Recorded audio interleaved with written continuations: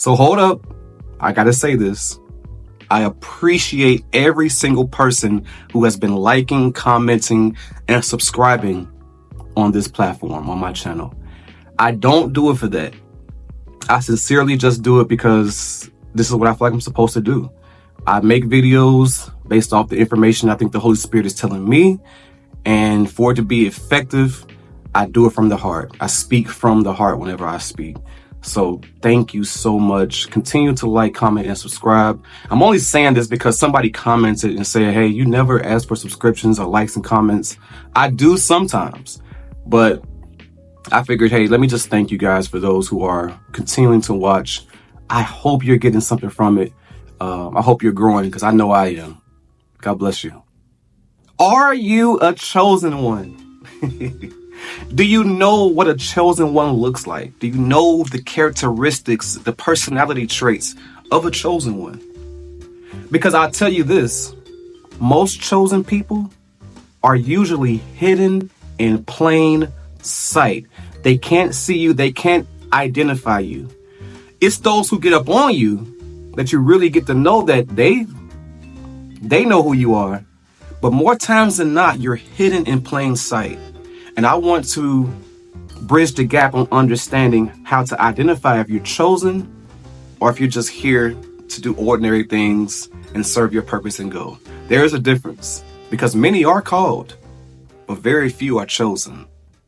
Let's get into it. This is the number one identifier of a chosen one.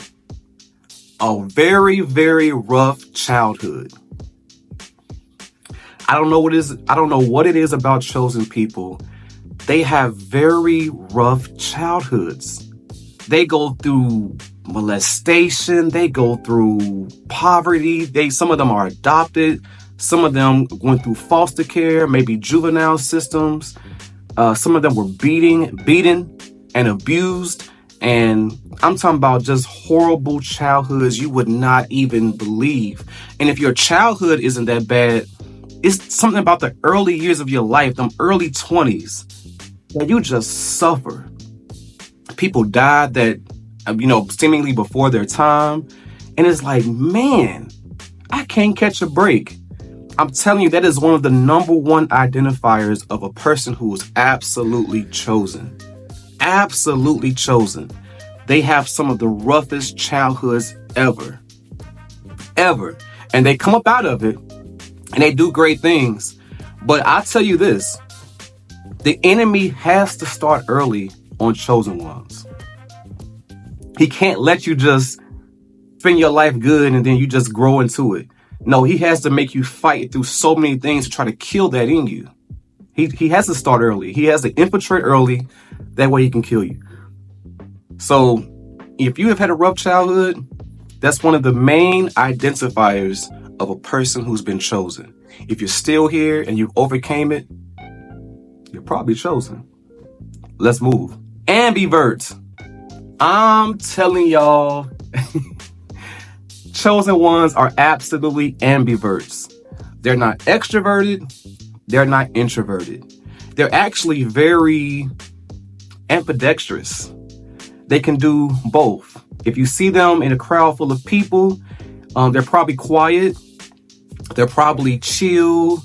They're not quick to start up a conversation. They're just people watching and just studying themselves, studying other people, seeing who the friendly ones are, probably judgmental a little bit, like, oh, this person ain't that, this person is that. But they're very, very much people who are ambiverts, meaning if you walk up to a chosen one and have a conversation of substance, you will be flabbergasted on this person's intellect and charisma. Just when people think that you're just quiet and to yourself and you don't like talking and you don't want to be around people, they're like, you know what? When you open up your mouth and start talking, you're full of substance. And some people be like, this person's quiet as a mug. Do you ever talk? I'll never forget my cousin in front of most of my family, of my peers. We were at her house one day and she was like, I have never heard you talk. This is what she said to me. She said, I've never heard you talk. I was like, well, I've talked a lot. She's like, I've never heard you talk. And in my mind, I'm just thinking, I like to let people who like to talk. I don't care to talk if it's nothing really of substance. I'll be quiet. But that's how we are. We're very misunderstood. But just when you think that we're too talkative and that we're charismatic and we're thoughtful and you open us up, you'll find us being very quiet at times. When we're by ourselves, we don't talk a lot. Yeah, I'm talking to you, chosen one. You know I ain't lying. When we're by ourselves, we're not talking. We're not calling people first.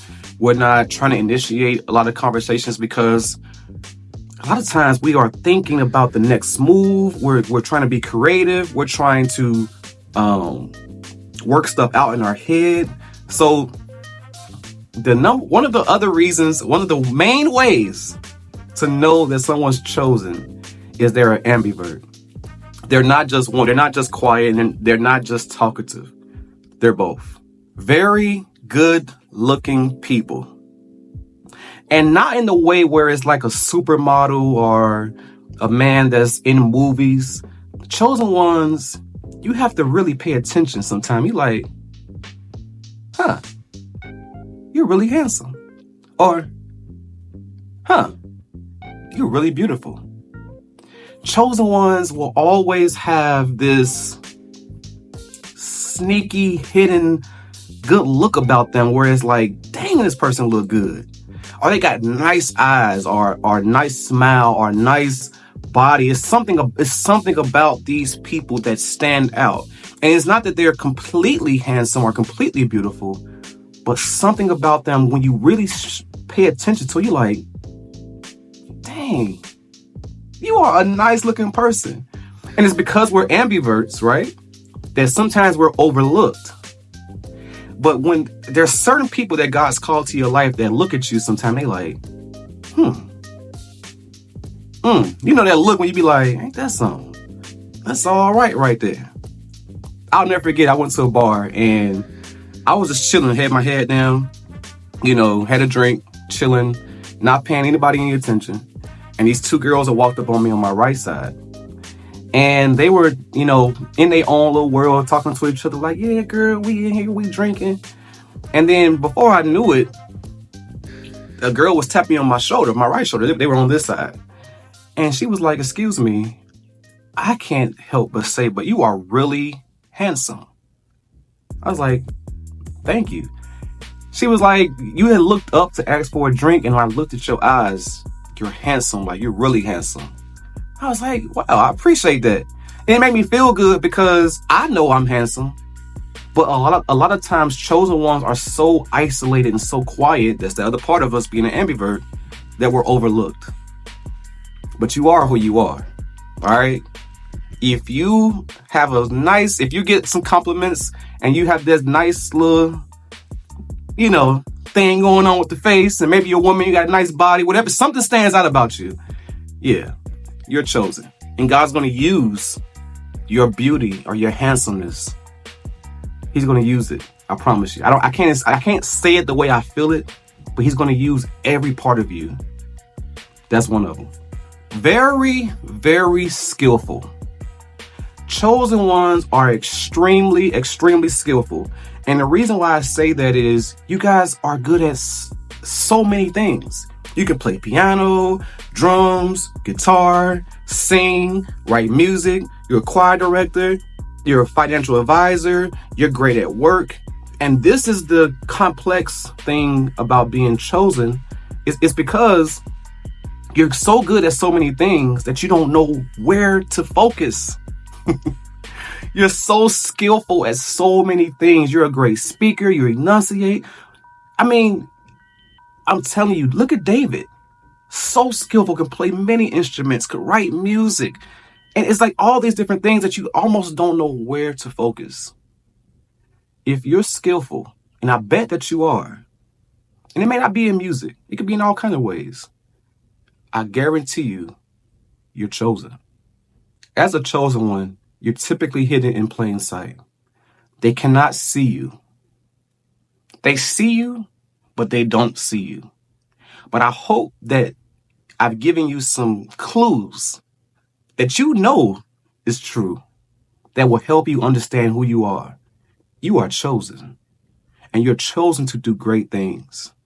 The reason why it's taken a long time for it to be fulfilled in your life, what your purpose is, your destiny, is because God slow cooks greatness.